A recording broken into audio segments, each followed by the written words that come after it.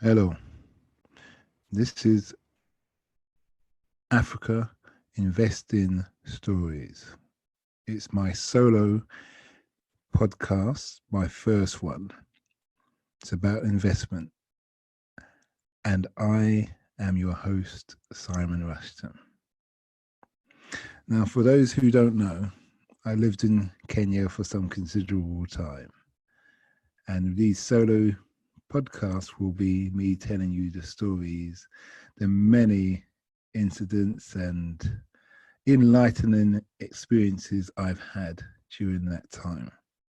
But today I want to tell you about the company you keep when investing. Now, I went to Kenya and I decided I'm going to invest in infrastructure, housing, property. I'm a qualified site manager. I have my Bachelor of Science in Construction Management, and I have 10 years commercial experience working on building sites from £250,000 to £40 million. So I kind of know what I'm doing.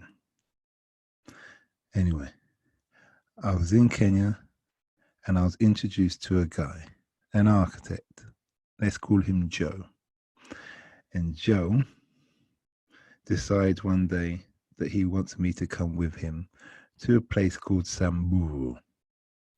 Now, for those who are not Kenyans or not familiar with Kenyan landscape, there's a section of Kenya, it's about a third of the size, which is like no man's land.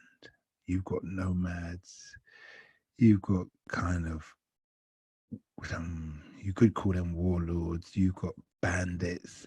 It's kind of like real Indiana Jones territory. To me, it's the ideal adventure, which I love. So I'm happy to go up there.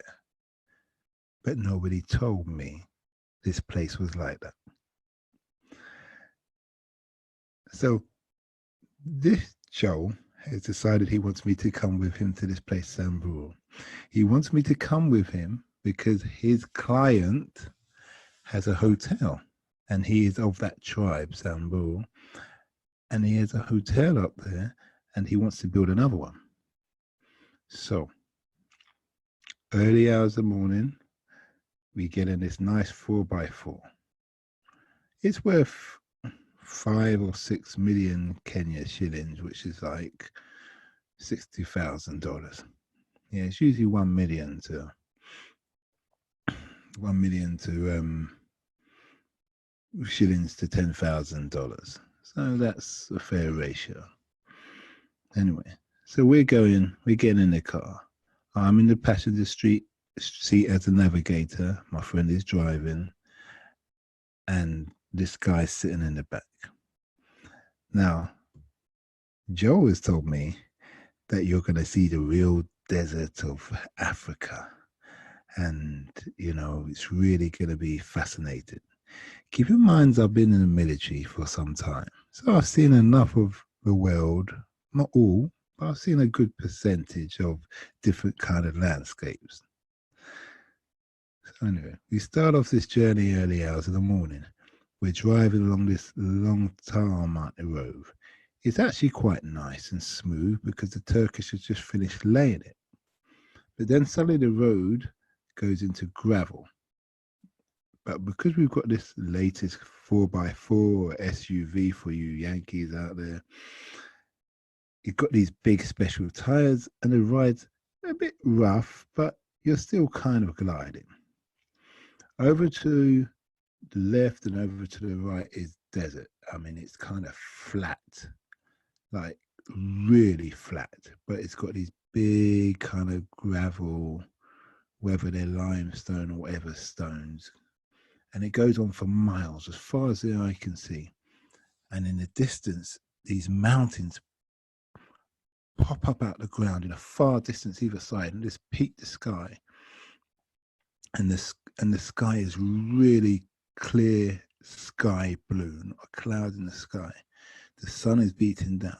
So we're driving along as this road's turned to gravel. The dust is flicking up and those little chips, but we're okay, everything's going along. But I noticed there's a big crack across the windscreen. not a good look, especially if you're going into untold, uncharted territory, let's say. Not every man every day comes in. So the first story I'm told is this guy points out a hilltop. He said, "Oh, there's a cross up there because two Mzungus, a Mzungu was killed. Mzungu meaning foreigner. Some people say it's white man, other people say it's just foreigner. But I'll just stick with foreigner because I've been called a Mzungu many a time when I was there."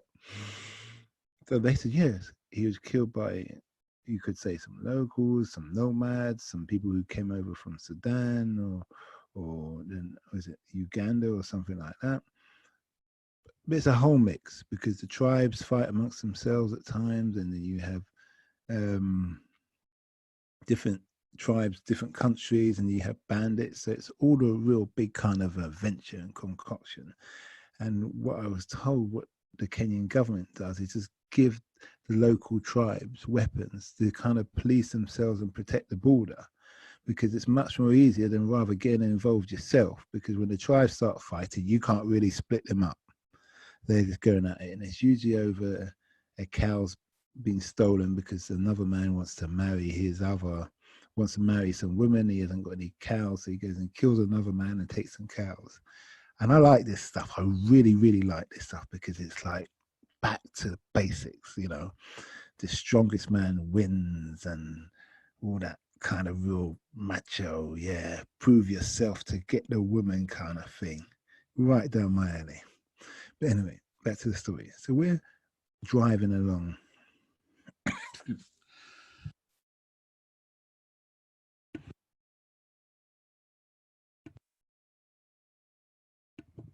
We're driving along, excuse me, we're driving along this vehicle, along this road, and the bits are flicking up and all this stuff. So he's pointed out where the dead person was. The Mzungu and the cross they put up there to honor his death and all those kind of things.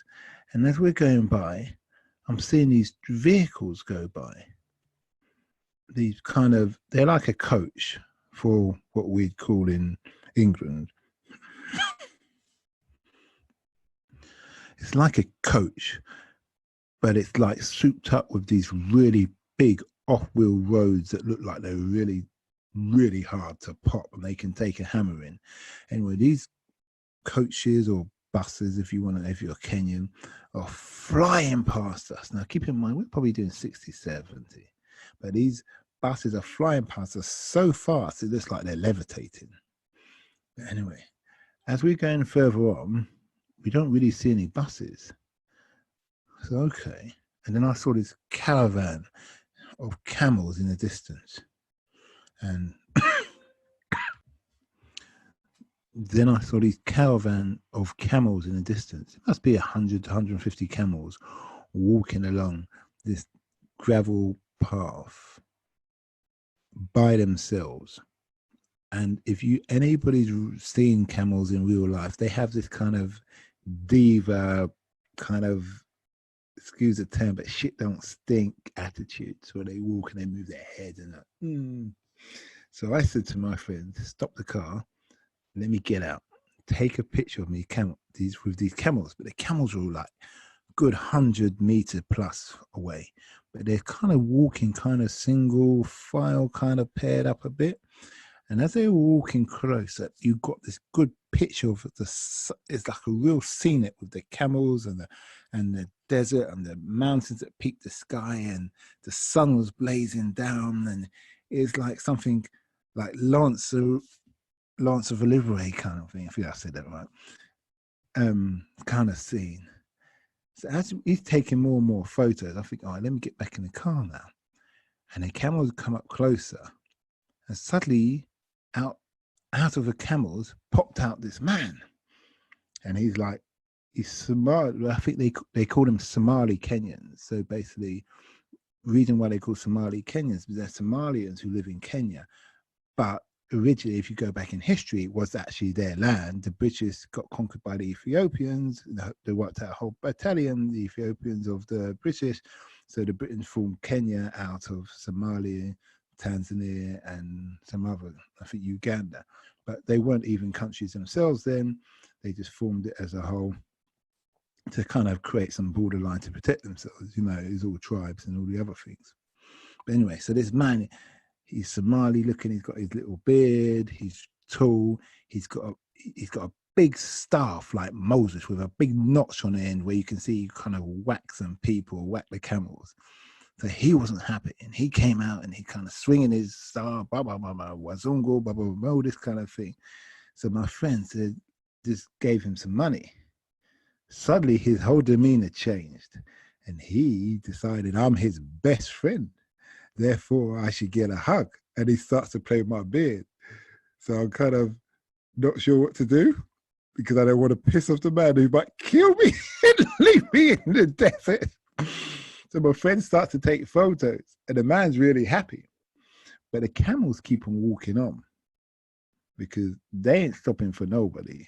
They're like, hey, boo ain't doing none of that kind of attitude. So they're walking on.